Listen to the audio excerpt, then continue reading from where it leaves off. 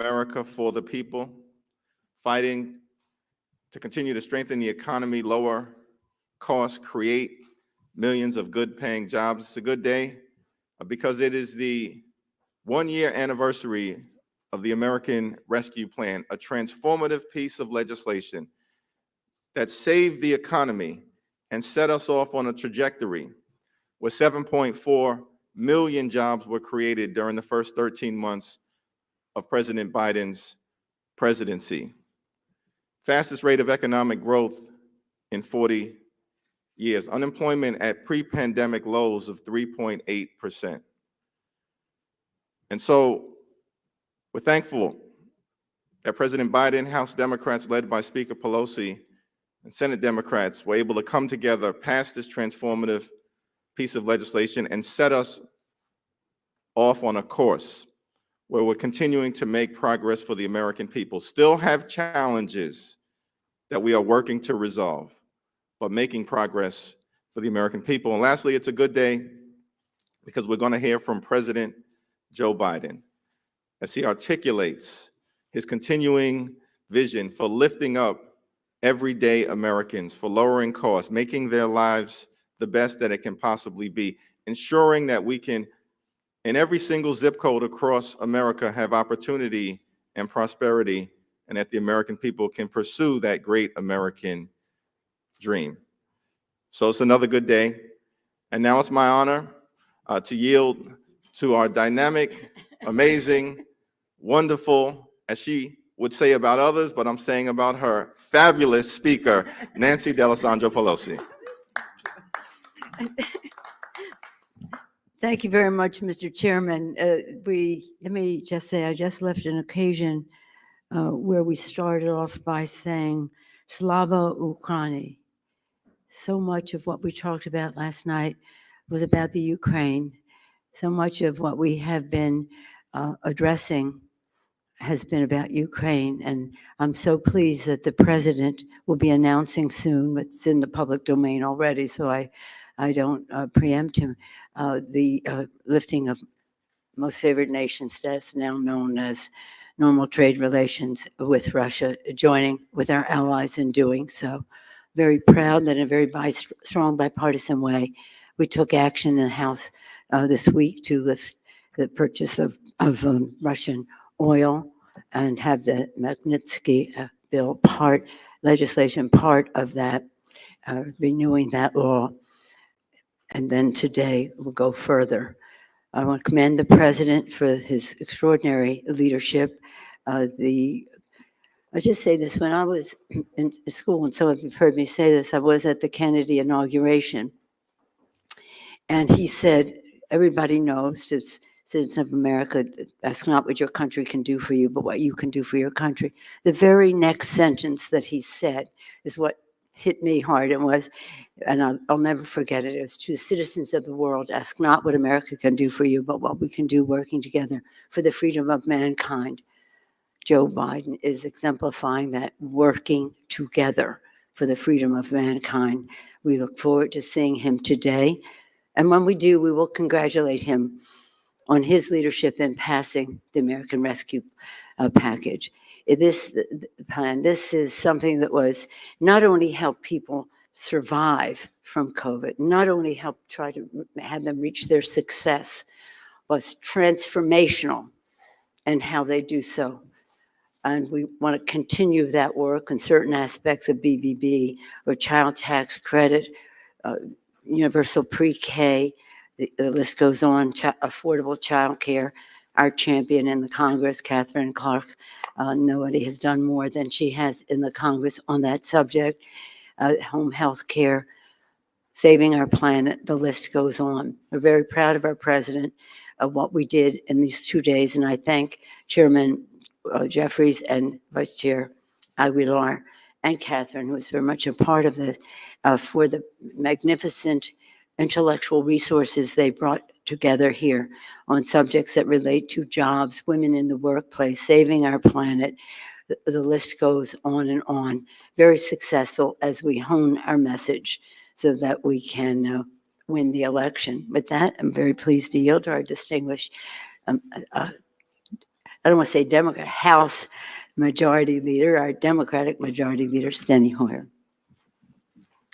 Thank you very much, Madam Speaker, and thank you very much, Hakeem Jeffries and Pete Aguilar.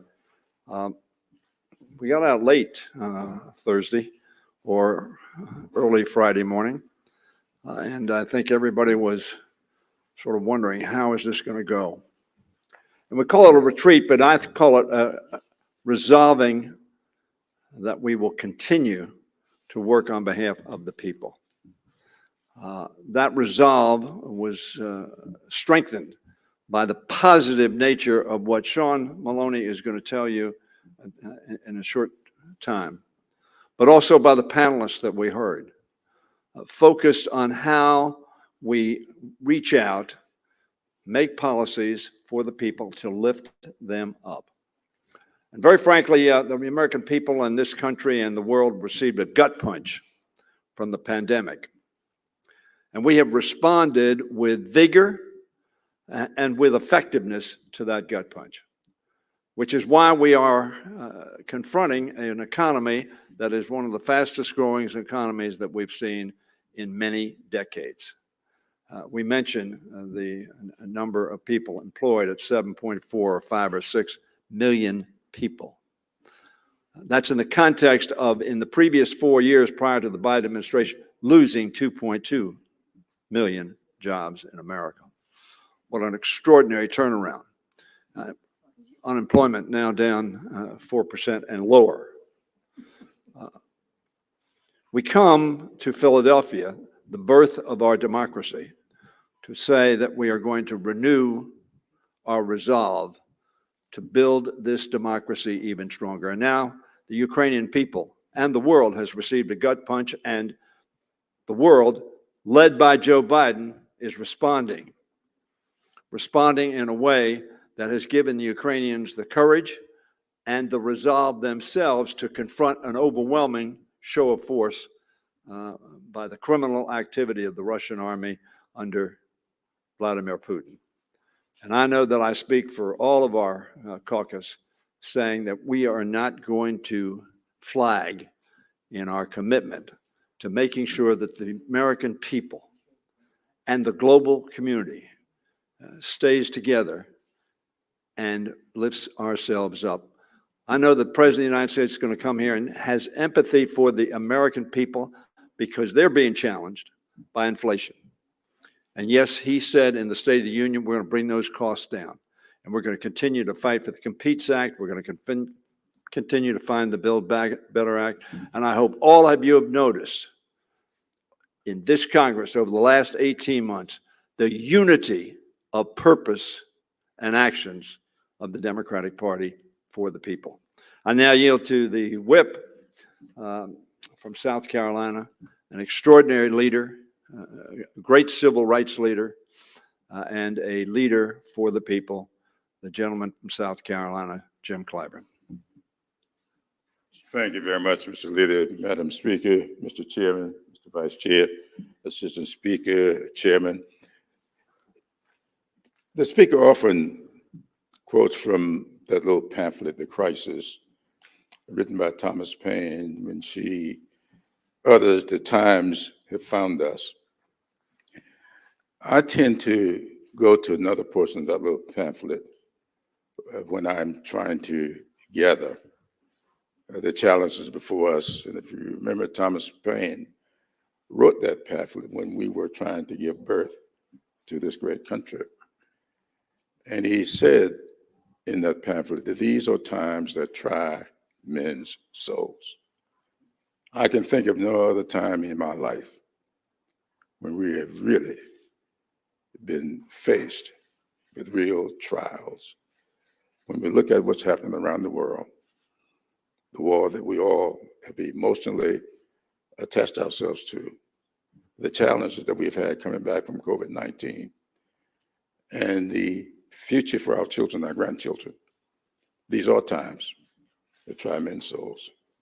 But what I am pleased with is the fact that these people that I'm standing with, these people who we're meeting with, are not summer soldiers. They're not sunshine patriots. They are measuring up to these times And I think that when we leave this retreat, or whatever state it was wish to call it, we are going to rededicate ourselves to making this country and all of its greatness accessible and affordable for all of its citizens. And with that, I'm pleased to yield to Assistant Leader Catherine Clark. Thank you so much, Mr. Whip. It is so good to be here with Speaker Pelosi, Majority Leader Hoyer, our DCCC Chair, and a special congratulations to Chairman Hakeem Jeffries and Vice Chairman Pete Aguilar for truly bringing together an incredible issues conference under tough circumstances, and we appreciate it. And as we stand here today, on this anniversary of the American Rescue Plan and anticipating a visit and words from our president, it really is about a focus on the American family. And that is what we have heard throughout this conference, reaffirming that this is not about Wall Street, it's about Main Street. It's about rebuilding our schools, not prisons. It's about making sure that we put the American family and how they meet this time of great challenge with great progress. And that's exactly what the American Rescue Plan did. And I can tell you, as I travel around my district and meet with families that are now saving money on their health care because we allowed them to expand those healthcare options, who are saving money on their energy bills because of the weatherization programs we put into place. The child care providers and the moms who saw a collapse of a system of care that they need to get to work. And there won't be an economic recovery without women in this economy. They are seeing that $40 billion that was in the American Rescue Plan come to work and make that connection. We see the American people, we see the American family, and they are our priority. And this agenda came out of conversations that President Biden had with Americans across our great nation. And we are going to meet this time of historic challenge with historic progress, because that is what we are determined to do. It is not going to be easy. We are going to keep on pushing to lower costs for American families and to build an economy where everyone can see themselves in it. That is the promise of the American Rescue Plan.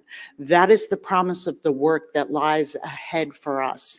And that is our promise to the American people. And it is now my great pleasure to welcome Vice Chair Pete Aguilar. Thank you, Assistant Speaker Clark. And I thank my colleagues and join them in celebrating and honoring the anniversary of the American Rescue Plan. When the president was inaugurated, there was no infrastructure to deliver the vaccines, over 200 million shots in arms, making sure that we pave the way to reopen schools, support small business.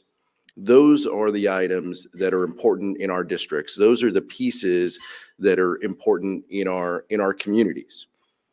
Making sure that we reopen schools. 46% of schools were closed when the president took office. 99% of schools are open now.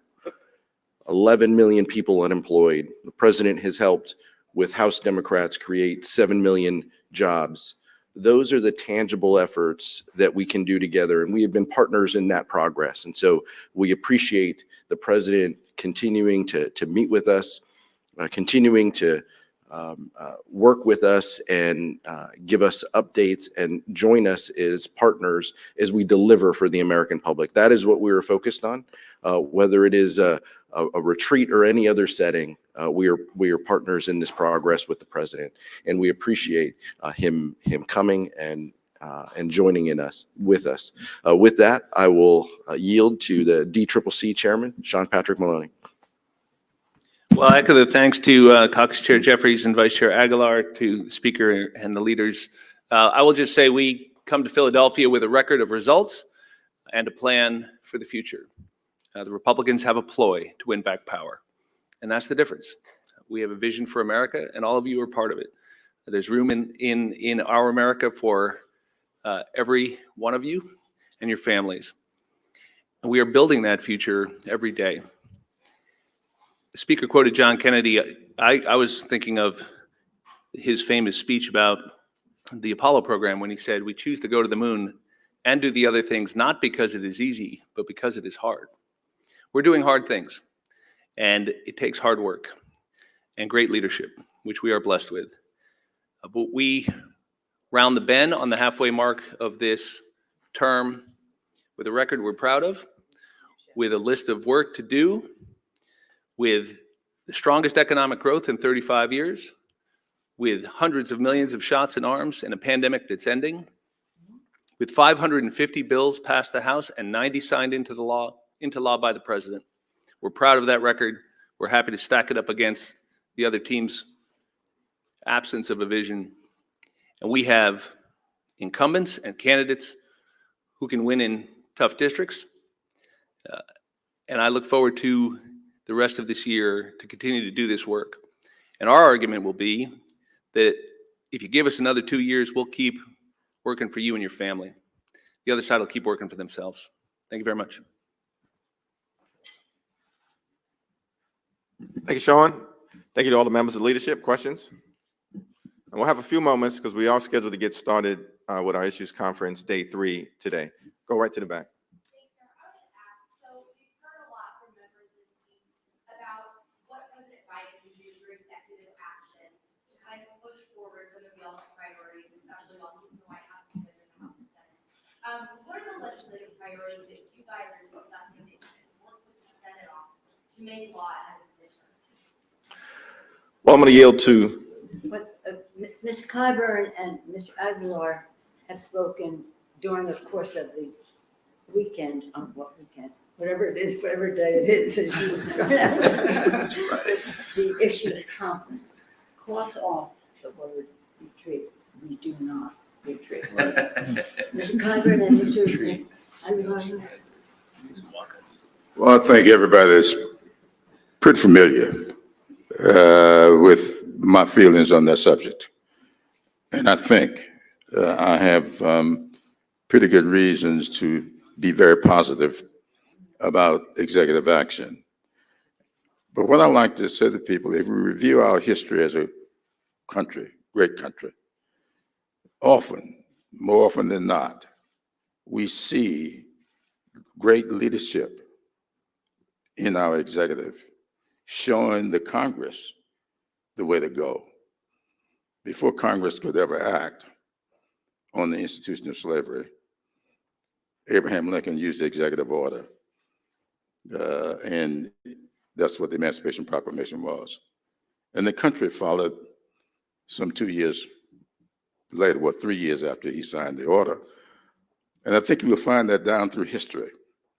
And so Pete and I were very strong believers that sometimes the Congress, the people need to be nudged by the person we've chosen to lead. And so we believe that a whole lot can be kickstarted, not in the end, because we know executive orders end with the presidency of whoever signs it. So it can be kickstarted. And so several of us have been encouraging the president to do the significant research that's necessary and to use that method to help kickstart a recovery, not just from COVID, but from some negative, or should I say adverse Supreme Court decisions when it comes to voting, as well as other things that people are very, very emotionally attached to. Are you concerned about how that will affect frontliners in 2022? We're always concerned about how, that's why we're asking for the research to be done, because our frontliners too. I don't know of a single person in the United States of America who want to see their votes nullified. If you got legislatures setting up procedures by which they can nullify the activity of the voters, nobody wants to see that. So nullification, interposition, These are things that Martin Luther King Jr. spoke about very eloquently, but we're experiencing today. And I don't know that frontliners will want to expose themselves to a campaign and have their supporters' votes nullified. I'll just say briefly, and you heard yesterday from Chairman Ruiz, when it comes to this Congressional Hispanic Caucus has been a supporter, just like the whip, that sometimes some items deserve executive action, and specifically when it comes to honoring our commitment as a nation of immigrants, making sure that we stay true to honor the rule of law and to make sure that we are a country that welcomes individuals. We support TPS for individuals for Ukraine, but we also want to make sure that we have a broader conversation about what we're doing to support immigrants who are fleeing violence, who are fleeing oppression, and who have their lives threatened each and every day. So we do feel that there is a role for executive action, and we plan to have those conversations. We are always mindful. As a former frontliner, I'm always mindful about how our colleagues feel, and we will make sure that we have discussions with our colleagues each and every step of the way to make sure everyone is a part of the discussion moving forward. But there is a role for executive action on so many important topics, like the whip said, that affect our country and affect our safety.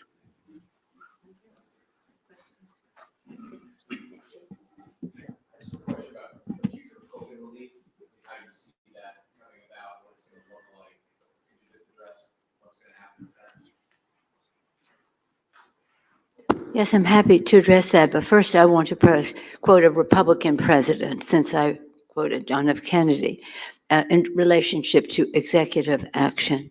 The last speech that President Reagan made as President of the United States is one that I have referenced in the past with all of you, some of you, but I Google it, you should read it. But just briefly, this is the speech. This was the last speech I will make as President of the United States. I want to communicate a message to a country I love.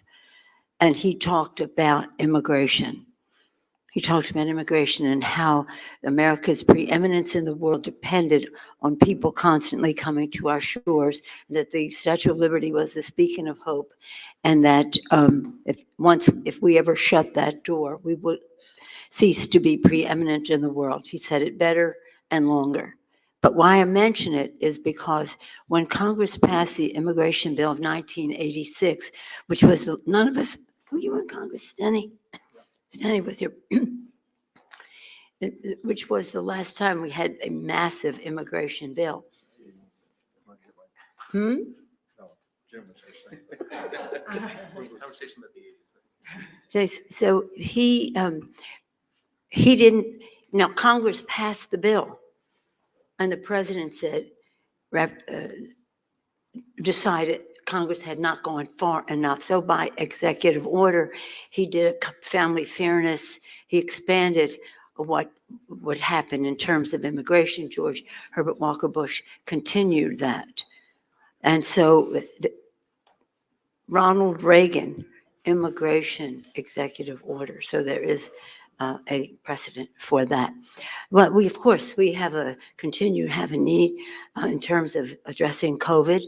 The important part of it, as the president has said, and that we agree, that we have new therapies that can intervene almost immediately, different science, just pills rather than things that have to be frozen sub-zero and with small, short shelf life.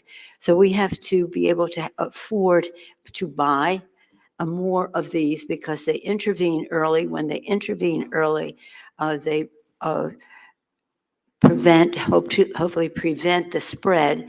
The transmission is where new variants come forth.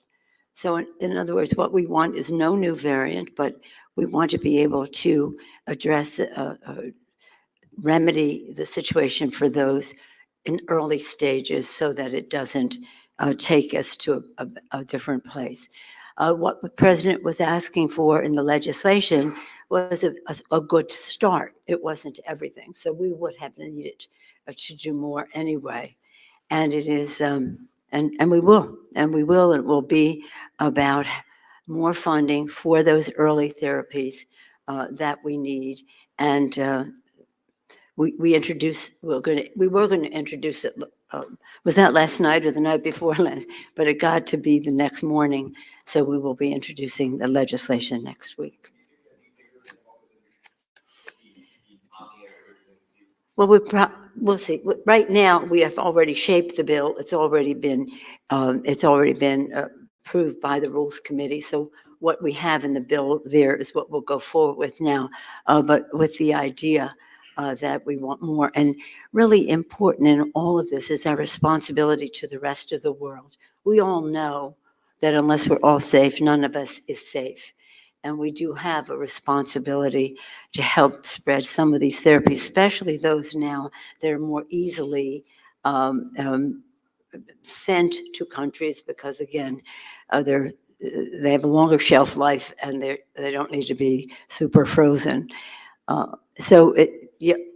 We can't ignore our responsibilities to the rest of the world, but we also need to honor our responsibilities at home. Madam Speaker, can you talk a little bit about the challenges of holding a issues retreat this week focused mostly on your domestic agenda at the same time that there's this war, horrific war raging in Ukraine? We heard from some of your members who just returned from the border in Poland and Ukraine talking about the humanitarian crisis that they've seen personally. Can you talk a little bit about these two issues? Well, let me just first not stipulate to your question that it is a retreat, right? That we not eliminate that word. And I feel quite certain that my colleagues will have something to say about this. No, what we want to do is I began my comments today. My first comments today were about Slava Ukraini. This is central to what we're talking about here. People are dying. I spent about 50 minutes with they time these things, that's the way it is, with President Kerensky the day before we came here. It is central because people are dying. They were bombing a maternity hospital at that time. So there's no question that we are paying the attention we need to pay to it. Today, our president will also put forth a request for us to bring to the floor, as we prepare to do next week, working in a bipartisan way, hoping to do it under suspension because we have that much support for terminating well, I call it most favored nation status. They've given it a euphemism, so it doesn't sound so whatever. But no, this is essential. We had $13.6 billion in the legislation that we passed that was passed in the Senate yesterday, but passed the day before in our House. So no, we don't stop what we need to do for America's working families. We have to be strong, and as the president has clearly prioritized, we need to meet the needs of the American people. We have to save our own democracy, which is under assault in our country. And at the same time, we can honor our responsibilities to peace on the world and helping all we can. I'd want to yield to some of my colleagues, though, because I'm sure your question is sort of global and values and prioritized oriented. I have I wish you could have seen last night I wish you could have seen, but not that much. I don't wish you could have seen, or you'd have been there. But perhaps we'll do it again. Sarah Jacobs presided over a moderated conversation with the Secretary of Homeland Security and former Ambassador Mike McFaul. It was fabulous, and it was presided over by Steny Hoyer, so I'm going to yield to him on that. Thank you. I just was going to say, one of the major presentations in this conference, this renewal of resolve, as I call it, rather than a retreat, was about Ukraine. I spoke about the general broader picture of our responsibility and the threat to our democracy that the Putin criminal invasion of Ukraine presents. And Sarah Jacobs, who has been involved, she's young, she's new, but she's not new to national security. She's not new to conflict resolution. And Secretary Mayorkas, who has been given the responsibility by the President of the United States to, from the Homeland Security standpoint, respond and guard against the Russian either cyber security issues, misinformation, involvement in our elections, et cetera, et cetera.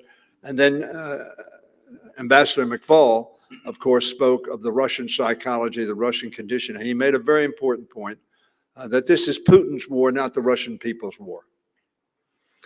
He believes, he said, that the Russian people, if they were given the information, and of course Putin is doing everything he can possible to preclude the Russian people from getting the information of the tragedy and atrocity that is occurring in Ukraine. But it was the last thing we did last night, and 2 hours of debate, discussion, and resolve on this issue. And the members' participation. What? The members. Yeah, the members, a lot of questions asked, a lot of presentation with respect to, we need to make sure that we do everything we can, short of risking a world war, which I think there is a consensus that that risk needs to be avoided, while at the same time giving all the resources and humanitarian relief to Ukraine that it needs.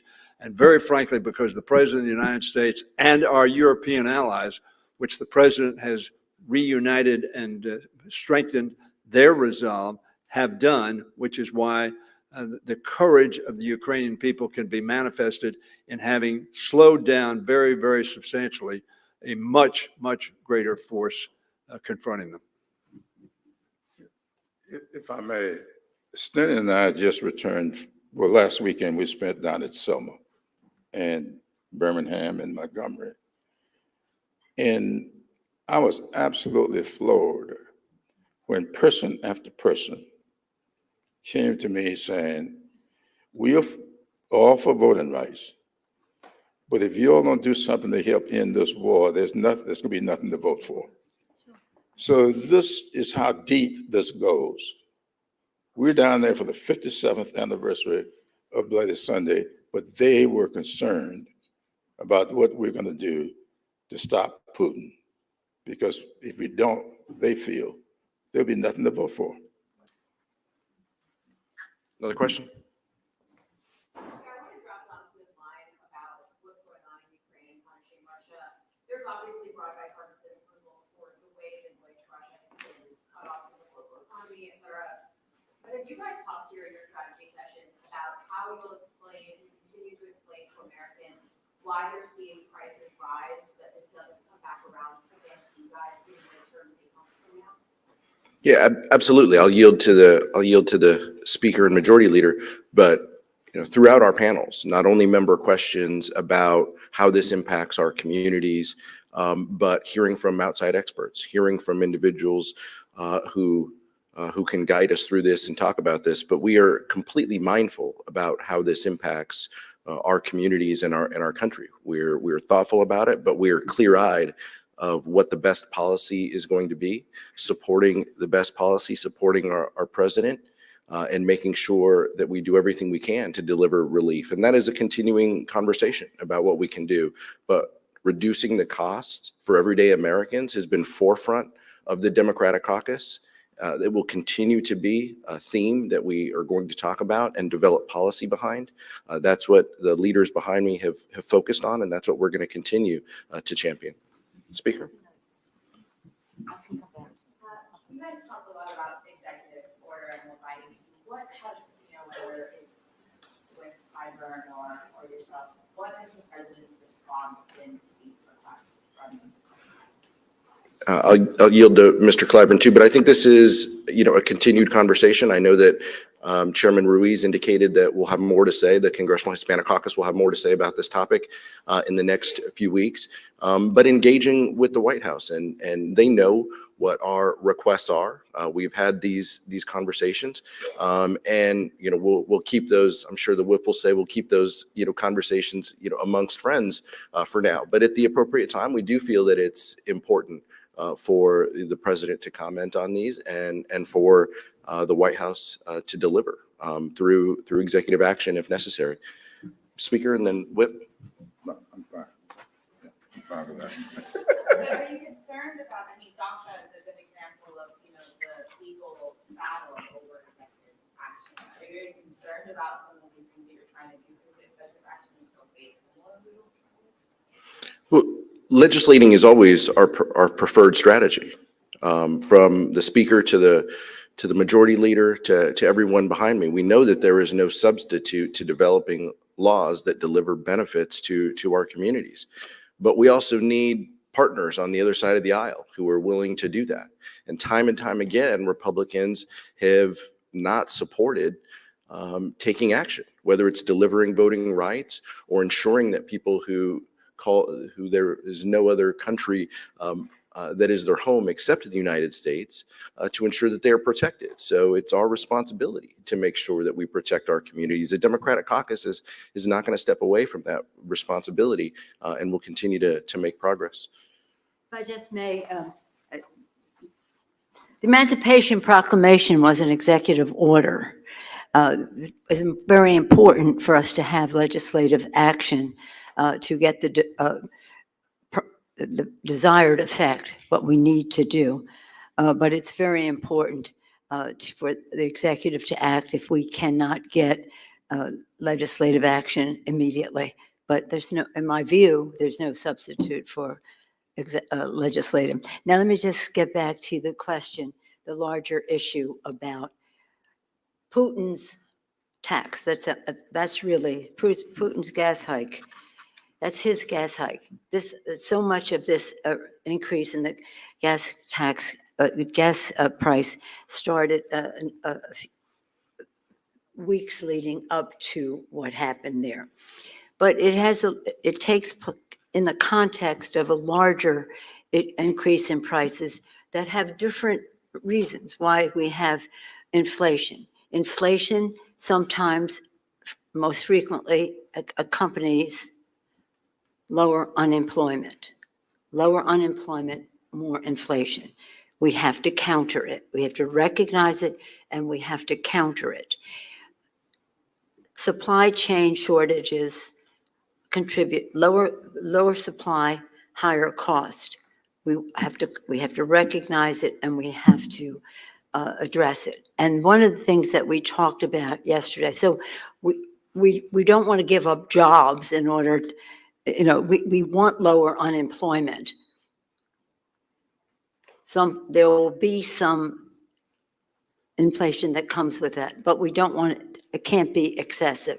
And all these other things contribute to it. So one of the sessions that we had spent a good deal of time on what we call the American Competes Act of 2022. And it addresses the need for us to have a big investment in chips so that we have more supply. It addresses, and that's $52 billion, over $40 billion in addressing the supply chain shortages, over $40 billion in there and that will go a long way to increasing supply and then reducing the rising costs that go with decreased supply.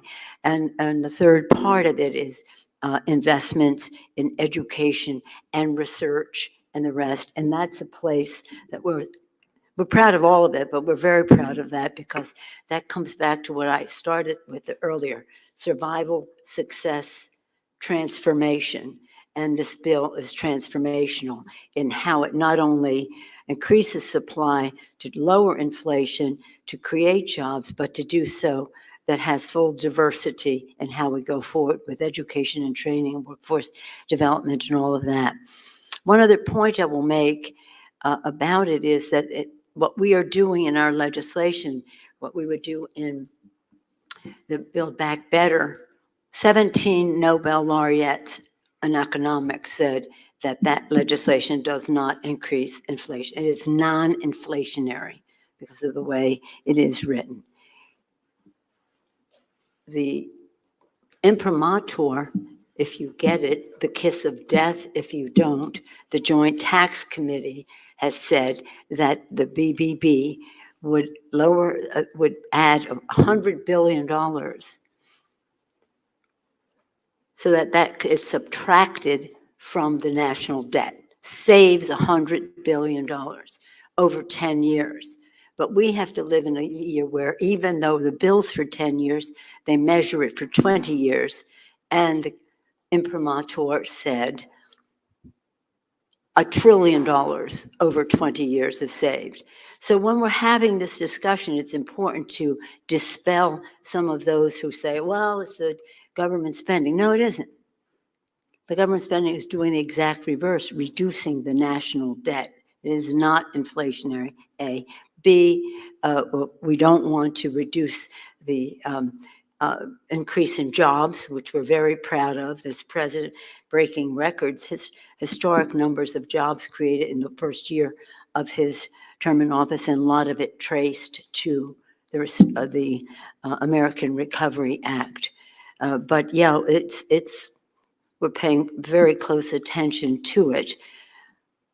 But this starts with Putin, because global inflation, for reasons beyond the gas price, global inflation is something that we have to deal with globally, but we have our responsibility to deal with it at home.